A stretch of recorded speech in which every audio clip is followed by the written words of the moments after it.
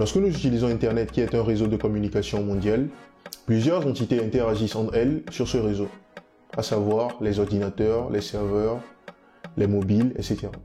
Pour communiquer entre elles, ces différentes entités suivent ce qu'on appelle des protocoles, qui sont des ensembles de règles définissant la façon dont les données doivent être structurées, les ports à utiliser pour communiquer, etc., régissant ainsi la manière dont les entités communiquent sur un réseau.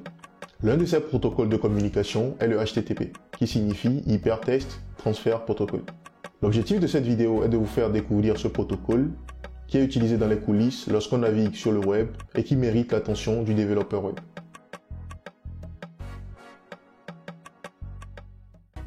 Toute ressource sur le web, à savoir une image, un document HTML, un fichier musique, etc., dispose d'une adresse d'accès que nous appelons URL. Dans la pratique, une URL se présente comme suit. Et c'est généralement ce qu'on voit dans la barre d'adresse du navigateur pour une page donnée lorsqu'on la visite. Les ressources auxquelles nous accédons sur le web sont stockées sur des ordinateurs que nous appelons des serveurs.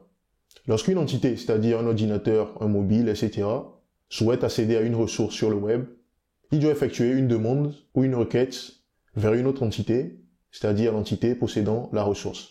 Et cette requête doit contenir un ensemble d'informations permettant à l'entité disposant de la ressource de mieux traiter la demande. Une fois la demande reçue par l'entité qui stocke la ressource ou qui dispose de la ressource, cette dernière traitera la requête ou la demande puis retournera une réponse à l'entité ayant fait la demande. L'entité qui fait la demande pour accéder à la ressource est considérée en ce moment comme le client. Et l'entité qui répond à la requête du client est considérée comme un serveur. Dans ce format d'accès à une ressource sur le web, le HTTP représente un protocole qui régit la façon dont la requête du client et la réponse du serveur doit être formulée. Nous avons donc un schéma qui ressemble à ceci. Pour accéder à une ressource sur un serveur, le client établit préalablement une connexion avec le serveur. Il envoie ensuite sa requête au serveur qui se charge de la traiter et de retourner une réponse comme résultat.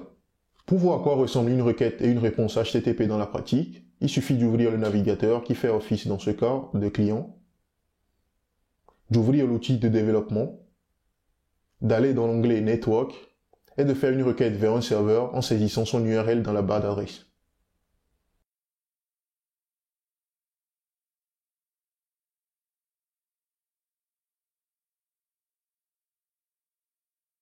Nous avons ici une ligne qui traduit une requête HTTP dans notre outil de développement dans l'onglet réseau. Donc il s'agit ici, chaque ligne ici représente une requête HTTP. Donc si nous prenons cette ligne par exemple, donc nous voyons que nous avons envoyé une requête au serveur dont l'URL se retrouve là. Et nous avons le résultat qui est retourné par le serveur sous forme de format JSON. Nous explorerons plus en détail la composition d'une requête et d'une réponse par la suite dans cette vidéo. Avant de continuer, je souhaiterais souligner qu'il existe plusieurs outils permettant de réaliser des requêtes HTTP. Nous avons par exemple des outils en ligne de commande comme le curl, par exemple, qui nous permet de réaliser des requêtes. Donc nous avons un exemple ici de la même requête que nous venons de faire, mais en utilisant l'outil en ligne de commande qui s'appelle le curl. Donc nous avons d'autres outils qui fonctionnent en interface graphique, comme le navigateur par exemple, où nous pouvons faire des requêtes en passant soit par la barre d'adresse ou en utilisant des formulaires. Et nous avons également des outils avec des interfaces graphiques comme Postman, Insomnian, qui nous permettent également de faire des requêtes. Donc nous utiliserons certains de ces outils ou je changerai d'outil en fonction de ce que je souhaite présenter dans cette vidéo. Afin de faciliter la compréhension pour la suite, j'ai mis en place un petit serveur en local qui me retourne des données sur des utilisateurs. Donc ce que je vais faire ici, je vais effectuer une requête vers le serveur, mais en affichant la timeline, c'est-à-dire la façon dont la requête est faite jusqu'à la réception de la réponse du serveur. Et nous allons nous baser sur cela pour la suite. Donc ici, au lieu de faire la requête directement, pour retourner la ressource, je fais une requête en demandant J'ai ajouté ici une option qui va me permettre de demander à voir la timeline, c'est-à-dire le process complet de la requête que je fais jusqu'à la réception de la réponse. Donc une requête HTTP suivie d'une réponse HTTP complète se présente comme suit, comme ce que nous avons dans notre console ici. Donc pour expliquer rapidement le contenu ou ce que nous avons comme résultat ici, il faut savoir que tout ce qui est précédé du chevron, c'est-à-dire du signe supérieur ici, représente les requêtes que nous envoyons au serveur. Et tout ce qui est précédé, ici, toutes les lignes qui sont précédées du chevron inférieur ici, représentent les requêtes que nous recevons du serveur. Donc là, il s'agit du retour du serveur. Donc on voit ici que ceci représente le contenu de la réponse, c'est-à-dire le résultat que le serveur nous retourne lorsqu'on fait cette requête. La requête que nous avons effectuée ici en utilisant cette URL. Donc si je retourne dans mon outil ici qui est en interface graphique et que je fais la même requête et que je regarde la partie timeline, cela me permet d'avoir le même résultat. Donc on voit ici que toute cette partie représente ce que nous envoyons au serveur.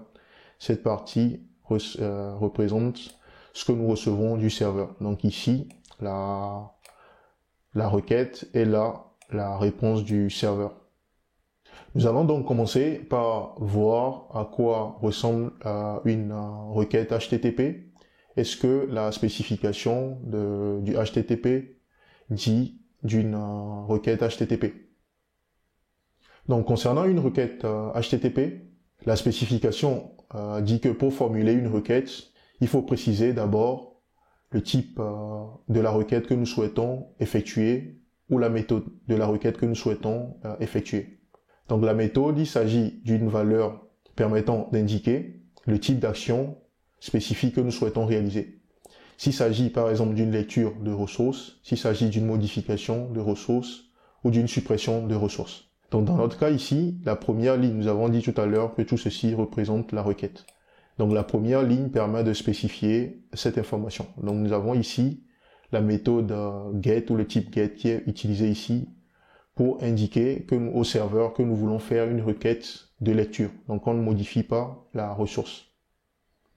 Donc dans notre outil ici, on peut spécifier les autres méthodes que nous voulons. Donc on peut dire par exemple que nous voulons la méthode post. Donc ici, les valeurs affichées ici, chaque ligne représente une méthode HTTP. Donc nous avons le get qui permet de faire une lecture de ressources, le post pour une modification, le put pour une modification complète, le patch pour une modification partielle, le delete, etc. Donc si je retourne par exemple dans mon outil, en ligne de commande, c'est le paramètre ou l'option X qui me permet de préciser la méthode que je veux utiliser. Donc si je veux faire un post ici, il me suffit de faire -X et de préciser ici post au lieu de get. Donc là, nous sommes en train de faire une requête de lecture, raison pour laquelle nous utilisons le get. Donc si nous regardons ici, nous avons le même format de requête, similaire à ce que nous avons dans notre outil en interface graphique ici. La deuxième chose à préciser est l'URL, c'est-à-dire le chemin d'accès à la ressource sur le serveur. Donc il s'agit dans notre cas du /user ici. Donc vous allez remarquer que l'outil est assez intelligent pour décomposer l'URL complète que nous envoyons ici. Donc ici, il s'agit du chemin d'accès à la ressource. Le chemin complet d'accès à la ressource est combiné avec l'entête rose que nous avons ici pour avoir le chemin complet. Donc nous allons voir la partie en tête par la suite. Donc la deuxième chose, c'est le chemin d'accès à la ressource ou l'URL que nous précisons généralement de cette façon. Nous avons ensuite la version du protocole HTTP que nous utilisons. Donc c'est la version qui est précisée ici. Donc là on indique qu'on utilise la version 1.1, mais il existe d'autres versions du protocole HTTP comme la version 2 et la version 3. Donc chaque version définit sa spécification ou la façon de structurer les données pour les envoyer vers le serveur. Nous avons ensuite l'entête qui permet de préciser des données supplémentaires sur la requête. Donc concernant la partie en tête, donc cela représente tout ce qui vient après la première ligne ici. Donc l'entête permet de préciser des informations supplémentaires non liées directement à la ressource comme l'authentification, le format de données envoyé, la langue, la taille maximale de données souhaitée, etc. Donc pour l'entête que nous avons ici, nous avons le host qui permet de préciser vers quel serveur nous faisons notre requête. Donc dans notre cas, il s'agit d'un serveur local qui est accessible sur le port 3000. Donc nous avons le user agent qui permet d'indiquer quel outil est utilisé pour faire la requête. Donc dans notre cas, nous utilisons Insomnia, d'où le nom que nous avons comme valeur de user agent. Donc c'est des clés, valeurs, clé, valeur, clé, valeur. Donc chaque clé a une signification particulière pour le serveur. Donc nous avons également, en plus de toutes ces informations, nous avons également le corps de la requête également. Donc qui n'est pas visible ici, vu que nous sommes dans une requête de type GET qui n'a pas besoin de corps, donc c'est pourquoi on ne voit pas le corps de la requête ici. Mais si nous prenons par exemple une requête de création que nous avons là, si je refais la même requête et qu'on analyse un peu son corps, on voit que nous avons les mêmes informations pour la partie requête et nous avons en plus de cela une partie qui est représentée en violet ici. Donc la partie violette ici représente le corps de notre requête, ce qu'on appelle le body ou la payload. Donc en fonction du format d'envoi de données, le corps de notre requête peut changer. Donc ici, si on regarde la partie en tête rapidement, on va voir que cette fois-ci, nous avons l'entête content type qui est ajouté. Donc le content type, ça permet de préciser le format sur lequel nous envoyons notre requête. Donc dans ce cas, il s'agit du application/is.ww form URL encoded qui permet de spécifier que nous sommes en train de faire la requête à partir d'un formulaire HTTP. À partir d'un formulaire HTML plutôt. Donc les content types les plus utilisés sont par exemple application is.ww form URL encoded que nous avons ici. Nous avons le format JSON qui est utilisé, le format XML, etc. Donc si je change par exemple, je peux dire par exemple que je veux envoyer cette requête maintenant, au lieu de l'envoyer via un formulaire comme ça, je peux l'envoyer sous format HTTP. Donc pour pouvoir faire cela, je vais passer par l'entête et dire que au lieu de prendre le content type qui est la valeur que nous avons indiquée ici, que nous voulons utiliser, que nous voulons changer ça, et passer par l'entête, par un content type qui est du JSON. Donc pour pouvoir faire cela, il faut que je modifie ici, ceci, que je dise ici, qu'au lieu de prendre un formulaire HTTP, que je vais choisir le format test qui est du JSON ici. Donc si je prends cela, il va falloir maintenant ressaisir ces valeurs, mais sous un format adapté. Donc le format JSON dans ce cas. Donc il me suffit de faire ceci et de dire par exemple que ceci, le name, que sa valeur est Elisa par exemple, et que le cesse, sa valeur, donc du coup ici c'est une chaîne de caractères, que le cesse, sa valeur c'est F. Donc je vais faire quelque chose comme ça pour avoir un format valide, et après cela je peux soumettre mon formulaire. Et lorsque je soumets le formulaire, cette fois-ci on voit que le format d'envoi des données, c'est ce format. Donc notre corps a maintenant un format qui est adapté, et le format d'envoi c'est ça. Et lorsqu'on regarde normalement dans la partie en tête, on doit avoir le content type qui doit être du JSON. Mais apparemment, je dois le préciser explicitement. Donc ce que je peux faire, supposons que je recrée une nouvelle requête ici. Je vais créer directement une nouvelle requête. Je vais dire ici que je veux une requête JSON. Je vais récupérer l'information que j'ai ici, l'ajouter là comme corps. Je l'envoie, je vais voir le résultat. Ok, ici j'ai pas mis la requête, j'ai pas mis le l'URL. Donc je précise l'URL ici pour voir ce que ça donne. Donc supposons que je change la valeur ici, que je mette par exemple Hélène comme ça, que j'envoie la requête. Si je prends la partie timeline, donc on voit ici que le content type est application JSON, pour dire que le format d'envoi des données est du JSON. Donc ici, nous avons une requête complète constituée à la fois de la méthode, de l'URL, de la version du HTTP, de la partie en tête et d'un corps. Et tout cela parce que nous sommes... j'ai fait une erreur ici. Ok, je souhaite créer plutôt une ressource au lieu de faire un get. Donc je devais préciser juste ici que je fais du post, ce qui va me créer une ressource. Ok, donc c'est ce que je devais faire. Vu que je faisais du copier-coller, j'ai raté cela. Donc du coup ici, j'ai maintenant la méthode qui devient du post avec toutes les données qui sont nécessaires pour faire la requête. Donc concernant le content type, qui est une valeur qui est souvent très importante au niveau de l'entête, donc nous avons le application is www from URL encoded qui est utilisé, comme nous l'avons vu, lorsqu'on veut utiliser un formulaire HTML pour soumettre les données vers le serveur. Nous avons application/JSON qui peut être utilisé lorsqu'on veut envoyer par exemple les données sous format JSON.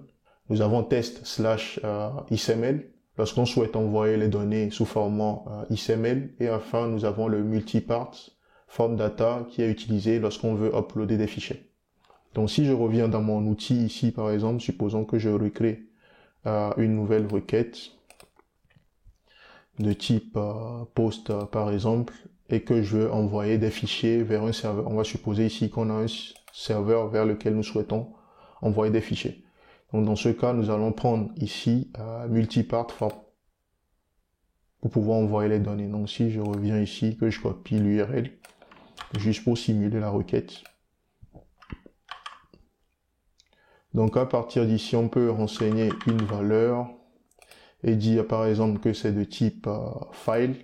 Donc on voit que l'outil nous permet de sélectionner par exemple un fichier que nous souhaitons envoyer. Donc je peux faire ceci et envoyer la donnée vers le serveur. Donc du coup, si on se réfère à la partie timeline ici, on voit déjà que le content type a changé. Et nous avons une partie le corps aussi change en fonction du content type que nous avons choisi. Donc on voit ici qu'en plus des données, de ces données, nous avons également le fichier qui est envoyé en utilisant le name III qui est ici.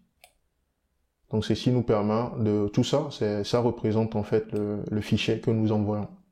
Donc il s'agit du fichier que j'ai sélectionné sur ma machine. Donc si on va regarder un peu le contenu du fichier, si je prends ici et que je prends le fichier en question, donc il s'agit de ce fichier. Donc on voit que le contenu de ce fichier, c'est ce que nous avons là. Donc juste pour rappeler que lorsqu'on envoie des fichiers ou lorsqu'on précise le content type, c'est en fonction du content, le content type, le contenu ou le body que nous envoyons est en fonction du content type. Donc là, nous envoyons un fichier, on voit que le fichier se retrouve là. Donc si j'ajoute par exemple ici test comme ça et que je lui donne une valeur plutôt et que je refais la requête, donc on voit que nous avons ici notre fichier qui est envoyé en utilisant le champ III. Et en plus de cela, nous avons une deuxième valeur qui est envoyée, qui est test, qui a la valeur que nous avons spécifiée, qui est auto. Donc encore une fois, le contenu est fonction du content type, qui peut prendre plusieurs valeurs en fonction de ce que nous souhaitons envoyer au serveur. Donc nous voulons de voir les différentes informations, ce qu'il faut savoir sur la partie requête. Nous allons maintenant passer à la partie réponse et voir à quoi ressemble une réponse et ce que la spécification dit sur les réponses. Donc si je reviens maintenant à mon outil et que je reprends la partie All User ici qui permet de récupérer des informations des utilisateurs.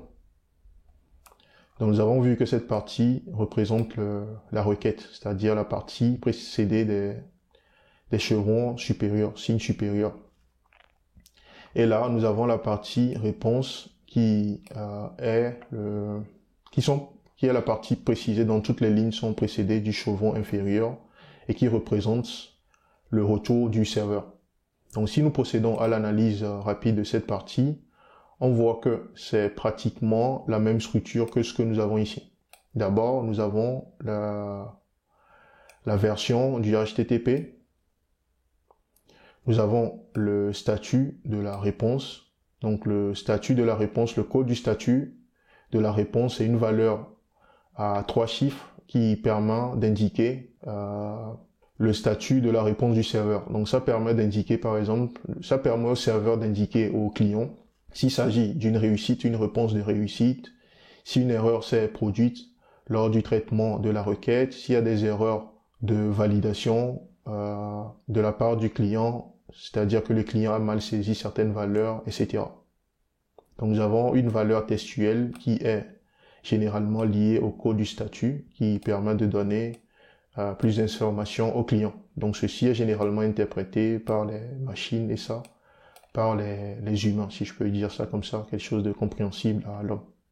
Donc si nous prenons la requête, la réponse, elle est constituée également de la version du HTTP, du statut, du code de statut, d'un test correspondant au code de statut, également d'une partie en tête et d'un corps qui peut avoir une certaine valeur en fonction de la ressource à laquelle nous essayons d'accéder.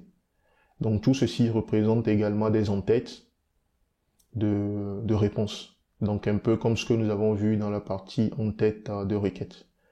Donc c'est des clés valeurs également qui ont une signification spécifique pour le serveur ou pour le client. Donc ici par exemple nous avons le is powered by pour dire que le serveur que nous utilisons a été développé en utilisant Express. Nous avons par exemple le cache control pour dire que il n'y a aucun cache qui est mis en place. Nous avons par exemple le content type qui permet d'indiquer que le serveur retourne la donnée sous format JSON et que l'encodage est du UTF-8.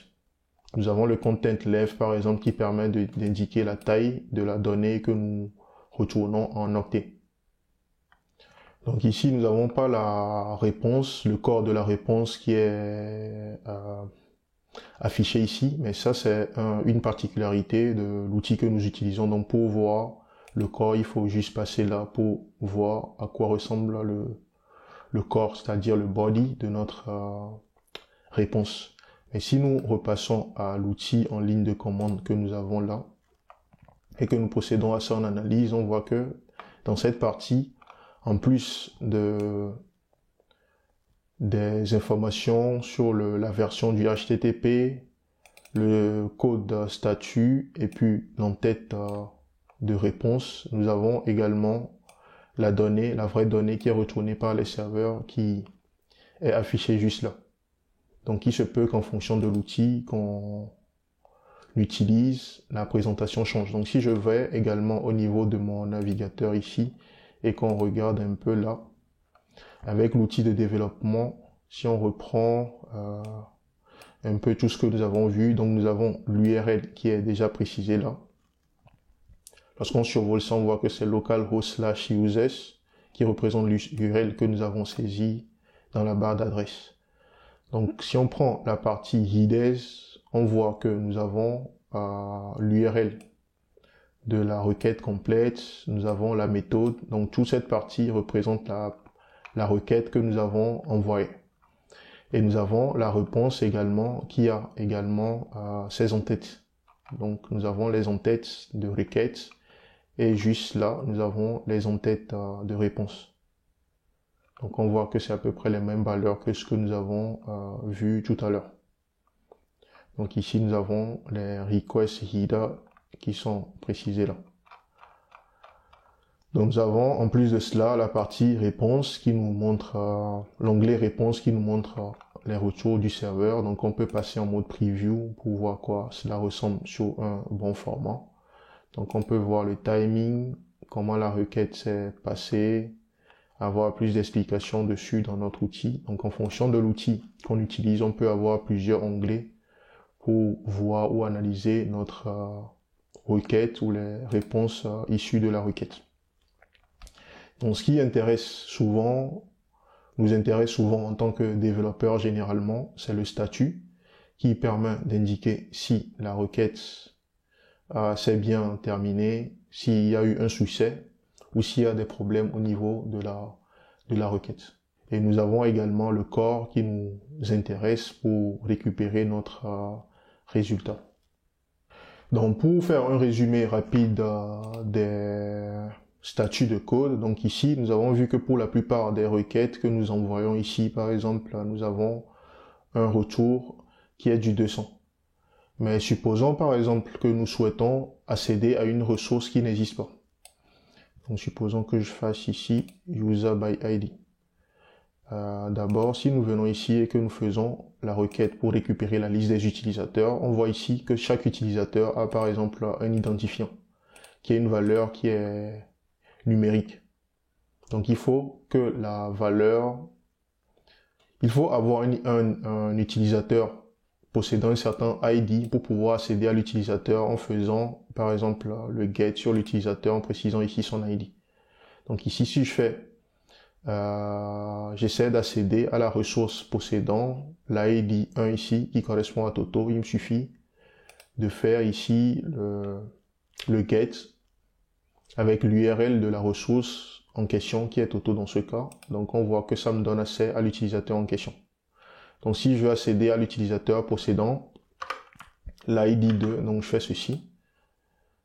Là on voit que j'ai une erreur K104 qui se traduit par ressource not trouvée, not found, resource not found. Donc cela veut dire qu'il n'y a aucune ressource disposant de l'ID 2 dans ma liste d'utilisateurs. Donc si on regarde cette liste ici, on voit qu'effectivement on n'a aucune valeur correspondant à cet identifiant ou aucun utilisateur qui a l'ID 2. Raison pour laquelle nous avons le statut de code qui est K104 ici. Donc l'idée ici c'était juste de montrer que nous avons d'autres valeurs de statut et chaque code de statut correspond ou a une signification particulière. Donc si je change cette valeur et que je mets maintenant 4 par exemple, que je refais les tests, donc vu qu'il y a un utilisateur possédant cet ID, donc du coup on voit que la valeur m'est bien retournée. Donc nous avons ici un tableau qui résume les codes de statut que nous avons. Donc nous avons les 100, donc les valeurs entre 100 et 199 qui correspondent à des statuts d'information. Personnellement, je ne suis jamais tombé sur ces statuts dans la pratique ou dans mon expérience personnelle jusque-là. Donc nous avons les statuts de code qui correspondent à 200, c'est-à-dire les valeurs comprises entre 200 et 299, qui spécifient que le serveur nous répond avec un succès. Nous avons les 300 qui correspondent aux redirections, donc nous avons quelques exemples ici. Nous avons les 400 qui correspondent à des erreurs côté client. Donc nous avons vu par exemple le cas du K104 tout à l'heure qui veut dire que la ressource n'a pas été trouvée. Donc il peut également avoir des erreurs côté serveur comme le fait que le serveur ait une erreur de connexion à une base de données et lorsqu'on fait la requête par exemple on n'a rien. Donc dans ce cas nous avons les erreurs de 500 qui permettent de spécifier des erreurs côté serveur. Donc voilà de façon générale ce qui concerne les statuts. Donc nous avons également ici un listing des différentes méthodes pour faire un rappel des méthodes HTTP et ce que ces méthodes permettent de faire. Donc voilà de façon générale ce que j'avais à partager avec vous sur le protocole HTTP, genre des informations que nous devons connaître en tant que développeur web, l'essentiel des informations à connaître sur ce protocole. Dans cette vidéo, nous avons vu que pour l'échange de données, on pourrait passer par différents formats comme le XML, le JSON, etc. Donc dans une prochaine vidéo, nous parlerons du format JSON, qui est un format d'échange de données qui est très utilisé sur le web de nos jours. J'espère que vous avez appris quelque chose à travers cette vidéo. Si c'est le cas, alors n'hésitez pas à la liker. Et si vous souhaitez revoir d'autres vidéos comme celle-ci sur des sujets en rapport avec le développement web de façon générale, alors n'hésitez pas à souscrire à la chaîne et à activer la notification. Je vous donne rendez-vous chaque jeudi pour de nouvelles vidéos.